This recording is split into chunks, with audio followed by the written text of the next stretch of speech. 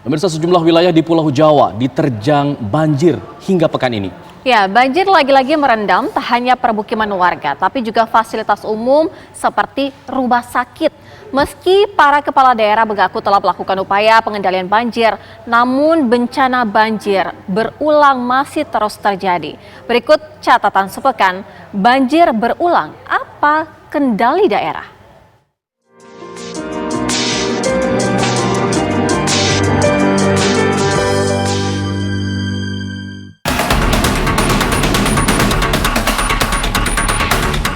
Solusi-solusi teknis sudah sangat banyak dikerjakan, tapi belum semuanya selesai.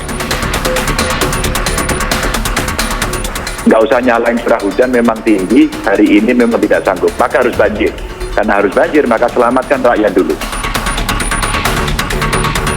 Bila terjadi curah hujan yang amat deras, maka kita harus bisa membuat air itu atau wilayah itu kering kembali dalam waktu kurang dari 6 jam.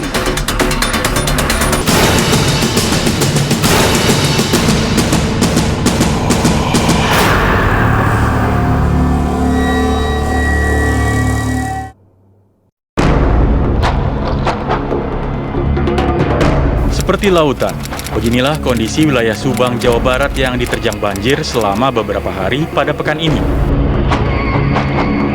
Intensitas hujan yang tinggi mengakibatkan 21 kecamatan terendam dengan ketinggian air lebih dari 1 meter. Akibat bencana ini setidaknya 38.000 warga mengungsi. Kondisi sama juga melanda wilayah Karawang, Jawa Barat. 8 desa dikepung banjir dengan tinggi mencapai 2 meter. Selain merendam ribuan perumahan warga, akses jalan desa juga tertutup air. Warga pun mengungsi. Banjir besar akibat luapan sungai Cidawolong dan Cibeet ini merupakan banjir berulang. Dalam kunjungannya ke lokasi pengungsian, Gubernur Jawa Barat Ridwan Kamil memaparkan sederet upaya mengurangi potensi banjir di wilayahnya. Solusi-solusi teknis sudah sangat banyak dikerjakan, tapi belum semuanya selesai. Contoh, bendungan Sadawarna di daerah Subang itu sudah 50% progresnya. Kalau itu selesai bisa menyelesaikan banjir di Subang dan sekitarnya. Khusus untuk Karawang, karena sumber banjirnya ada banyak, pekerjaan-pekerjaan salah satunya pembesaran sifon, yaitu saluran di bawah air sungai. Itu laporan per hari ini sudah kontrak, tapi menunggu hujan reda baru bisa dikerjakan secara maksimal. Dan beberapa rencana-rencana besar lainnya seperti bendungan Cipunegara dan bendungan Cibeet. Kota Semarang juga masih menjadi wilayah yang tak luput dari terjangan banjir. Rumah Sakit Sultan Agung Semarang salah satu yang dihantam banjir pekan ini. Sejumlah ruangan di dalam rumah sakit ikut terendam. Sebelumnya, banjir juga menerjang kawasan kota Semarang, di antaranya kawasan Kota Lama, Stasiun Tawang, Tlogosari, dan Sawah Besar.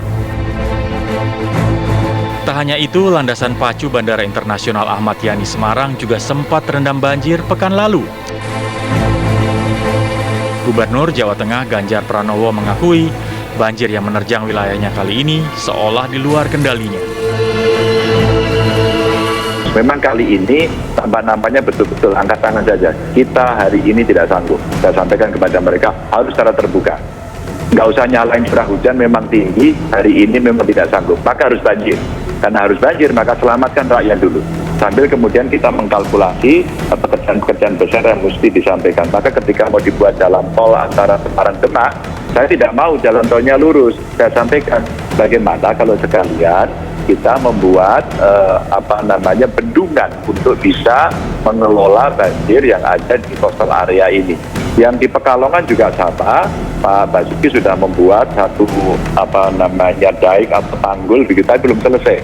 Maka ini masih akan diteruskan. Terus kemudian Semarang Demak ini bentuknya nanti tolnya akan melingkar sehingga kita harapkan bisa mengendalikan banjir di Meropnya, sekaligus nanti memunculkan reservoir yang ada di situ.